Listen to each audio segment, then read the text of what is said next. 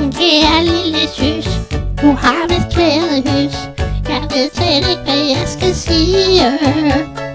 Der kom et cykelbud, der delte pakker ud. Jeg blev chokeret uden lige. Og nu bliver jeg nødt til at skrive, fordi morfar er ikke mere i live. Da morfar lukkede pakken op, blev han pludselig tavs og bleg. Han gispede og fik et hjertestop, da han så, at det var dig.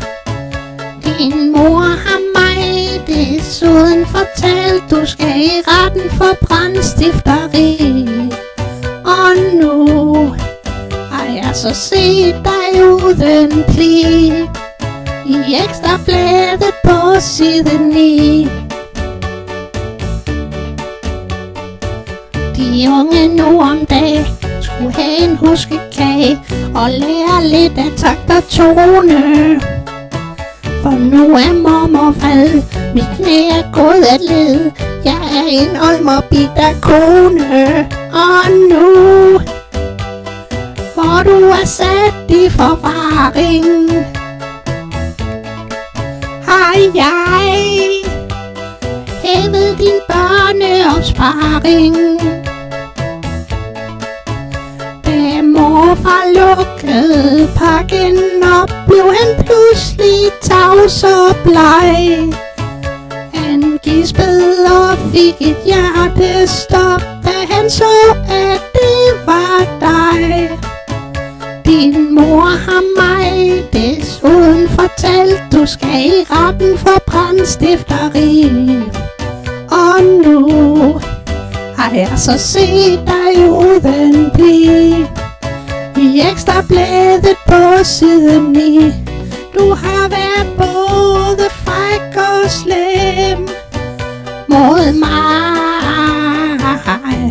Nu bliver jeg sendt på plejehjem. Det testamente morfar skrev, får jeg ændret rettens vej.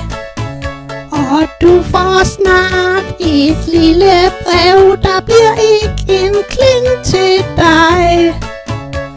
Da morfar lukkede pakken op, blev han pludselig tavs og bleg. Han gispede og fik et hjertestop, da han så, at det var dig.